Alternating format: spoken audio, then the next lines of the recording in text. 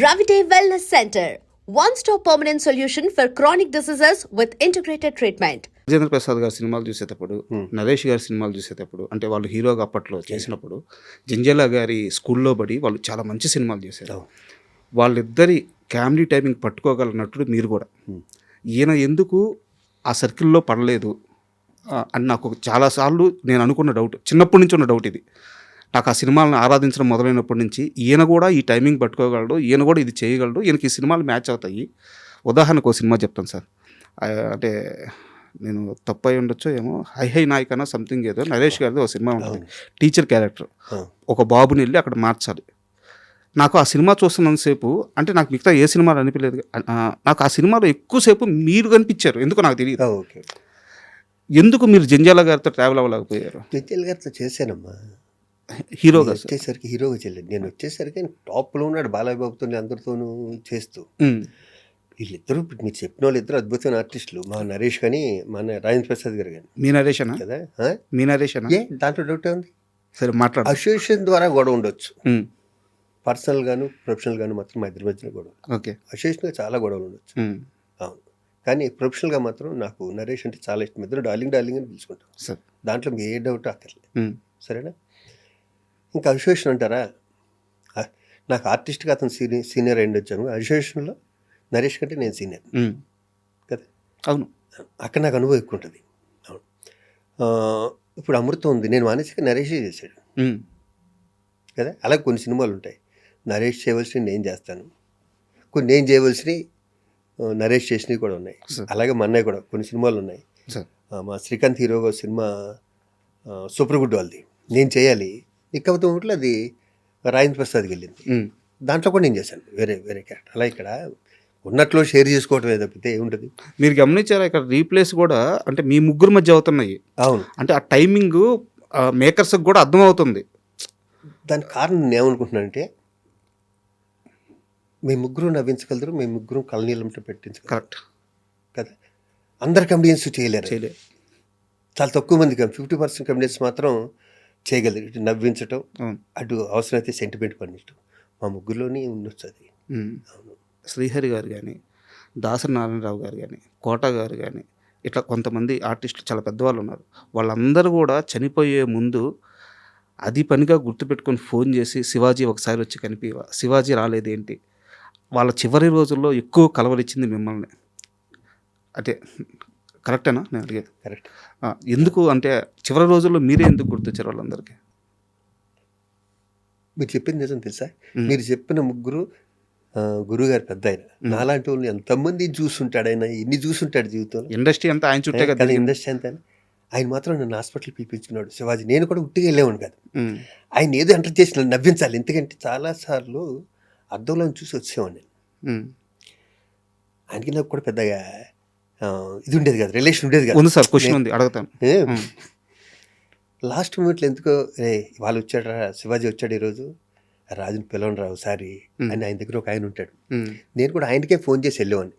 ఒక 5 నిమిషాలు చూసి వెళ్ళిపోవాలంటే, పడుకున్నారంటే ఏం పర్లేదు, ఏముంది, నేను రామోజీ ఫిలిం సిటీకి వెళ్తున్న రూట్ అదే అని చెప్పి ఈ రూట్ వెళ్తూ చూస్తే అద్దంలో పడుకుని అద్దంలోంచి హాస్పిటల్కి వెళ్ళి అలా చూసుకుంటూ వెళ్ళిపోయేవాడిని.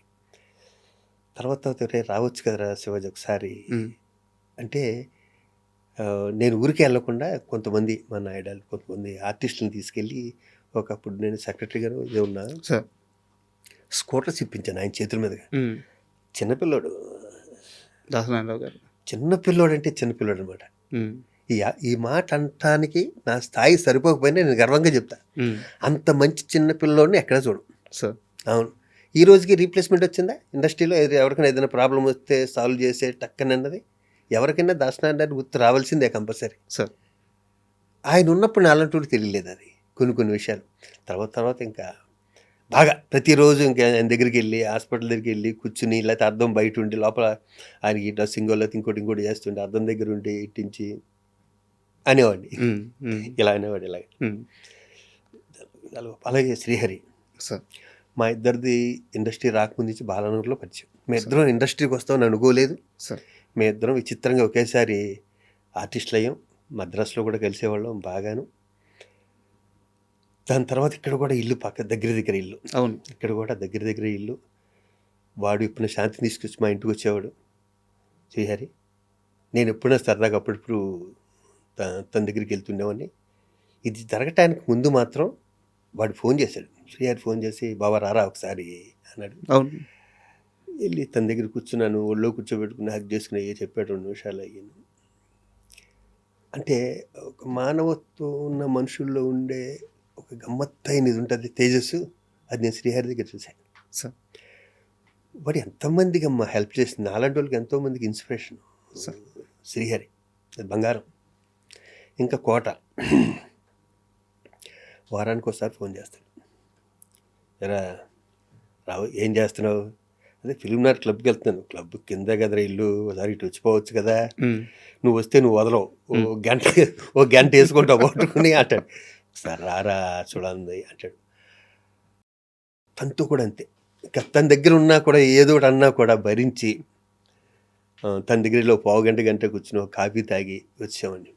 అలాగే కొంతమంది ఆర్టిస్టులు ఉంటారు, వాళ్ళు ఏమండి మమ్మల్ని కోటగారికి పరిచయం చేయరా అంటే సపోజు సరిపోదా సినిమారం షూటింగ్ జరుగుతుంటే మై మధుని ఇంకొకరు ఇద్దరు సార్ మమ్మల్ని కోటగారికి పరిచయం చేయాలంటే కోట ఫోన్ చేసి బాబాయ్ సాయంత్రం ఇంటికి వస్తాను ప్రామిస్, రేపు ముందే చెప్తాను కాఫీ పెట్టి ఉంచుతాను, నువ్వు తాగలేదనుకో నువ్వు 2 రోజుల తర్వాత మళ్ళీ అదే కాఫీ ఇస్తా అనేవాడు. తాగరా మీరు పెట్టినాక? టైంకి వస్తానా రాను అని తన ఉద్దేశం అంటే ఎప్పుడు తను ఫోన్ చేసి రమ్మంటాడు. నేను ఫోన్ చేశాను, నువ్వంటే చాలా ఇష్టపడే 2 వ్యక్తులు ఉన్నారు సరదాకి చెప్పి నీ దగ్గర కూర్చుంటారంట అని తీసుకెళ్ళా. ఎంటర్ అయిన దగ్గర నుంచి ఒక ½ తర్వాత వాళ్ళిద్దరికి చెవటలు పెట్టినాయి. నీలాగా వాళ్ళిద్దరికి గడ్డలు ఉంటాయి, మా వాడికి గడ్డ అంటే ఇష్టం ఉంటుంది. అవును. జస్ట్ ఆ అరగంటలో వాళ్ళకి కన్నీళ్లు తప్పితే ఇంకేమీ లేవు. అవును. బయటకు వచ్చాక అయిపో అలా తిట్టారేంటండి అన్న. నేను చెప్పాను కదా నీకు ముందేను, కోట వద్దు కోట తిట్టకోట నువ్వు అంటే ఇష్టం ఉండరా నువ్వు ఈ గడ్డం పెడితే ఫేస్ ఇంతే కనిపిస్తుంది. ఎక్స్ప్రెషన్ ఆర్టిస్టులు కదా వీళ్ళు ఎక్స్ప్రెషన్ కనిపించద్దు, ఇంత ఫేస్లు ఏంటి వీళ్ళు ఉంటే మిమ్మల్ని కూడా తీసుకెళ్ళామండి, సరదా దిగిపోయేది. అంటే ఆర్టిస్ట్ నేను అన్నారు ఇందాక మీరు నేర్చుకోవడం అని అన్నారే, నేను కోట దగ్గర నేర్చుకున్నా ఇంప్రూవేషన్ చేయటం అన్నది. ఇందాక అన్నారే ఎదుగుదల అని, ఎదుగుదల అంటే జగ్గ గారితో చేసా, గుమ్మడి గారితో చేసా, వీళ్ళందరితో చేసాం కదండి. ఎక్కడో అబ్జర్వ్ చేస్తాం, ఇక్కడ నాగేశ్వర గారితో చేసాం, కృష్ణ గారితో పోలిన సినిమాలు చేసాం కదా, సౌండ్ గారితో, వాళ్ళు ఓన్లీ అబ్జర్వ్ చేయటమే. ఆ ప్రశ్నకి సరైన అంటే నేను సాటిస్ఫై అయ్యే సమాధానం ఇప్పుడు దొరికింది సార్. అది మీరు ఇందాక అడిగారు కదా, వీళ్ళని చూసిన ఇన్స్టిట్యూట్లో నాకు ఎంత నేర్పిస్తారు? అవును, అన్నీ ఇన్స్టిట్యూట్లో ఒక యాక్టింగే కాదు, నా బ్యాచ్లో ఇది నేర్చుకోవడానికి లేదు అన్నది లేదు. మా మస్తు ఉన్నారు సార్, ఇది నేర్చుకోవడానికి అన్నీ నేర్పించారు. కారు డ్రైవింగ్ దగ్గర నుంచి స్విమ్మింగ్ దగ్గర నుంచి కర్రసాము, కత్తిసాము, కరాటే, బాక్సింగ్, జిమ్ము, ప్రతీది. ఒళ్ళు హోనం అయిపోయేది. మేము 23 మంది అయితే లాస్ట్ 16 మంది మిగిలారు. అంత కష్టపడ్డాం. ఈ 40 ఏళ్ళు ఉండటానికి ఇన్స్టిట్యూట్ పునాది కూడా మా మస్తుండాన్ని కూడా ఇప్పుడు గుర్తు చేసుకుంటాం. మా దేవదాస్ కనకాలు కానీ, లక్ష్మి కానీ, వీళ్ళందరూ. అవును సార్, ఇప్పుడు ముగ్గురు గురించి మనం మాట్లాడుకున్నాం కదా, వీళ్ళ ముగ్గురితో మీకు ఒక సందర్భం ఉంది, ఆ సందర్భాల గురించి మాట్లాడుకున్నాము. అయితే దానికన్నా ముందు ఒక క్వశ్చన్ ఉంది సార్. ఇప్పుడు మీరు ఒక మాట అన్నారు, నేను సాయం చేయాలంటే నా ఇంటికి గేటు ఎప్పుడు తెలిసి ఉంటుంది, లోపలికి వచ్చి నన్ను కలవచ్చు అని చెప్పేసి. మీరు ఇందాక ఒక మాట అన్నారు, దాసన్ నారాయణరావు గారు లాగా ఎవరన్నా చేయగలిగితే అసలు అసాధ్యం, రీప్లేస్మెంట్ జరగలేదు ఇప్పుడు దాకా అని చెప్పన్నారు. ఇదంతా ఎందుకు జరిగింది సార్? యాక్సెసిబిలిటీ. నీడున్న మనిషికి మీరు అంత యాక్సెసిబిలిటీ ఉన్నారనమాట. అయితే ఇక్కడ నా క్వశ్చన్ ఏంటంటే, గతంలో మీరు మాట్లాడుతూ ఇండస్ట్రీ పెద్ద చిరంజీవి గారు ఆ స్థానాన్ని భర్తీ చేశారు, ఆయన ఆదుకుంటున్నారు అని చెప్పి అన్నారు. 100% కరెక్ట్. బట్ చిరంజీవి లాంటి వ్యక్తికి చిన్న నీడున్న వాళ్ళు కలవలేరు కదా సార్. సో ఆ యాక్సెసిబిలిటీ ఉండే, ఆ స్టార్డమ్ ఉండి, ఆ ఆరా ఉండి, ఒక దాసరి నారాయణరావు లాంటి మనిషిని ఇండస్ట్రీ ఎందుకు మళ్ళీ క్రియేట్ చేసుకోలేకపోయింది? మెగాస్టార్ చిరంజీవి గారే. ఆయన చేయట్లేదు అనుకుంటున్నారు మీరు? ఆయన చేసే గొప్ప పనులన్నీ నాకు తెలుస్తా కదండి. అసలు ఆయన్ని వేలెత్తి చూపించే అర్హత ఎవరికీ లేదు. ఆయన చేసే గొప్ప పనులన్నీ నాకు తెలుసు. నేను అనేది యాక్సెసిబిలిటీ సార్. చిరంజీవి గారు దొరకరు కదా. అంటే దాసరి నారాయణరావు గారి దగ్గరికి వెళ్ళినంత ఈజీగా చిరంజీవి గారి దగ్గర అది కదా. ఇక్కడ ఒకటి ఉంది సార్, అదే చిరంజీవి గారు నాకు ఫోన్ చేసి, హనుమంతరావు కష్టాల్లో ఉన్నాడు, పొట్టి వీరయ్య కష్టాల్లో ఉన్నాడు, సూర్య గారు మా తల్లి ఆవిడ టీవీలో చూసి ఆయనతో చెప్తే, ఆయన అప్పలు టీవీ చూడాల్సిన పర్లేదు, ఆయన 24 hours బిజీగా ఉంటాడు ఆయన చిరంజీవి గారు. ఆవిడ చూసి చిరంజీవి గారితో చెప్తే నన్ను పిలిచి ఇంటికి పిలిచి, శివాజీ 2 లక్షలు పొట్టి వీరయ్యకి ఇచ్చాయి, ఈ 2 లక్షలు హనుమంతరావుకి ఏదో హాస్పిటల్లో ఉన్నాడంట, ఇవి ₹1,00,000 వాళ్ళకి ఆయన ఇవ్వక్కర్లేదు కదా, ఆయన డబ్బే కదా మా చేతితో తీసుకెళ్ళి ఇచ్చింది అంతే కదా. కదా. అంటే ఆయన కలవటం కష్టం అనుకున్నా కూడా ఆయన ఇండస్ట్రీని 24 క్రాఫ్ట్స్ని అబ్జర్వ్ చేస్తున్నాడు అన్న దాని గురించి చెప్పాను. కరెక్ట్. అంటే దీనికోసం అడిగింది. నేను తమ్మారెడ్డి గారిని ఇంటర్వ్యూ చేశాను. తమ్మారెడ్డి గారిని ఇదే క్వశ్చన్ అడిగాను. చిరంజీవి గారు సహాయం చేయడానికి రెడీగా ఉన్నారు, ఆయన చెయ్యి ఎప్పుడు సహాయం చేయడానికి రెడీగా ఉంటుంది. ఆయన చుట్టూ మీలాంటి వాళ్ళు ఎవరైనా ఒక 3-4 ఉండి అన్ని విధాల ఇండస్ట్రీస్ తరపు నుంచి యాక్సెస్ ఉండి సమస్యలు ఆయన దగ్గరికి అన్ని తీసుకెళ్ళగలిగితే దాసర్ గారి స్థానం భర్తీ అయిపోయింది కదా. ఎందుకు అది జరగట్లేదు? ఎందుకు ఆ టీం ఫామ్ అవ్వట్లేదు? మరి ఆయన హెల్ప్ చేస్తూనే ఉన్నాడు. చిరంజీవి గారింటికి, దాసన్ గారింటికి వెళ్ళినట్టు చిరంజీవి గారింటికి వెళ్ళటం అంటే చాలా కష్టం. మన ఆ విషయం తప్పట్టడానికి లేదు. దాసన్ గారు ఫస్ట్ నుంచి అలాగే ఉన్నాడు, ఆయన మద్రాసు నుంచి అలాగే ఉన్నాడు ఆయన. అసలు అది ఒక ఎరా అది కదా. చిరంజీవి గారి దగ్గర ఇప్పుడు ప్రతి వాళ్ళు వెళ్ళాలంటే ఆయనకున్న దీనికి కష్టం. అది ఫస్ట్ నుంచి అలవాటు అవడంతో ఉంటుంది. దానికుండా అంత స్టార్డమ్ ఉన్న వ్యక్తిని కలవటం కానీ ఆయన చేయటం మంటలేదుగా. అవును. మనకు కావాల్సింది ఏంటి, ఆయన కలిసాడా లేదా అన్నది కాదు, ఆయన ద్వారా మనం హెల్ప్ పొందామా లేదా అన్నది కావాలి అంతే. అవును. దాంట్లో ఎక్కడ మీకు చిన్నది కూడా తేడా ఉండదు చిరంజీవి గారి విషయంలో. అయ్యో మేమేంటి రాస్తున్నాం సార్ మా చేతులతో, ఆయన వాళ్ళకి సహాయం వీళ్ళకి సహాయం 12 చేతులతో ఇచ్చానంటున్నారు చెక్కులు. అవును, మీరు ప్రత్యక్ష సాక్షి. అవును, సూపర్. అండ్ చిరంజీవి గారికి సంబంధించింది ఇంకో ప్రశ్న ఉంది సార్. ప్లీజ్. మీరు చిన్నప్పటి నుంచి చిరంజీవి గారిని ఇన్స్పిరేషన్గా తీసుకొని ఇండస్ట్రీలోకి వచ్చాను అని చెప్పి చాలాసార్లు చెప్పారు. ఈ రోజు ఇక్కడ కూర్చున్న ఈ క్షణం వరకు కూడా ఆయనే చెప్పారు. ఏ రోజు కూడా మీరు ఈ మాట మార్చలేదు, వేరే మాట చెప్పలేదు. చెప్పను కూడా. అయితే మీరు చిరంజీవి గారితో అసలు సినిమాలే చేయలేదు. వెయిట్ నా క్వశ్చన్ కంప్లీట్ మాట్లాడుకుందాం. మీరు చిరంజీవి గారితో అసలు సినిమానే చేయలేదు, కానీ మీరు ఎక్కువ సినిమాలు చేసింది బాలకృష్ణ గారితో. ఏ రోజన్నా ఏమయ్యా శివాజీ, నువ్వేమో పొగిడేది చిరంజీవిని, సినిమాలు ఏమో నాతో చేస్తున్నామని తమాషగా అయినా సెటైర్గా కానీ ఎప్పుడైనా బాలకృష్ణ గారు అన్నారా? బాలకృష్ణ గారు అనలేదు, కానీ బాలకృష్ణ గారు పక్కన ఒక అతను ఉంటాడు నాకు ఫ్రెండ్ బాగా. రాజమండ్రిలో బాలయ్యబాబు షూటింగ్ ఎక్కడైనా జరిగితే తను వస్తుంటాడు. తను అన్నాడు ఇతనేమో పొగిడేదేమో అక్కడ సినిమాలన్నీ మాని అన్నట్టు.